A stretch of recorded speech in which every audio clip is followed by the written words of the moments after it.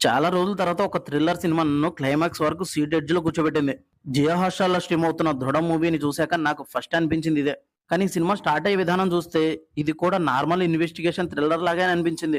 కొత్త ఎస్ఐగా వచ్చిన hero village లో జరుగుతున్న మర్డర్స్ మరియు రాబరీస్ ని ఇన్వెస్టిగేట్ చేయడంతో స్టోరీ స్టార్ట్ అవుతుంది. మొదట్లో స్టోరీ రొటీన్ గానే అనిపించినా ఇక్కడే డైరెక్టర్ ఒక ఇంట్రెస్టింగ్ పాయింట్ ని చూపిస్తాడు. హీరోకి ఇదే ఫస్ట్ మేజర్ కేసు. ఎక్స్పీరియన్స్ తక్కువ ఉండడం వల్ల ఒక కేసు సాల్వ్ చేయడానికి ముందే ఇంకో కేసు రావడం, ప్రెషర్ పెరిగిపోవడం, మిస్టేక్స్ జరగడం లాంటి సిచ్యువేషన్ ని చాలా న్యాచురల్ గా చూపించారు. ఫస్ట్ హాఫ్ మొత్తం హీరో మరియు అతని టీమ్ స్ట్రగుల్స్ ని ఎస్టాబ్లిష్ చేయడానికే యూజ్ చేశారు. అయితే సినిమా అసలు గేర్ మార్చేది సెకండ్ హాఫ్ లోనే. ఇన్వెస్టిగేషన్ స్పీడ్ పెరగడంతో పాటు టెన్షన్ కూడా పెరిగిపోతుంది. ముఖ్యంగా ప్రీ క్లైమాక్స్ నుంచి క్లైమాక్స్ వరకు వచ్చే ట్విస్టులు మాత్రం ఆడియన్స్ ని కంప్లీట్ గా ఎంగేజ్ చేస్తాయి. ఒక ట్విస్ట్ నుంచి బయటపడక ముందే ఇంకో ట్విస్ట్ రావడం వల్ల నెక్స్ట్ ఏం జరుగుతుందో గెస్ చేయడం కష్టమైపోతుంది. నాకు పర్సనల్ గా సినిమాలో స్ట్రాంగ్ ఏదైనా ఉందంటే అది క్లైమాక్సే.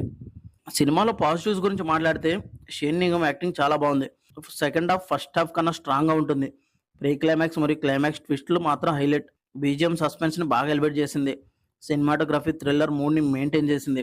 హీరో టీమ్ యాక్టింగ్ కూడా చాలా బాగుంటుంది. ఇక నెగిటివ్స్ గురించి మాట్లాడితే ఫస్ట్ హాఫ్ కొంచెం స్లోగా ఉంటుంది. కొన్ని పోర్షన్స్ రొటీన్ థ్రిల్లర్ మూవీస్ ని గుర్తు చేస్తాయి.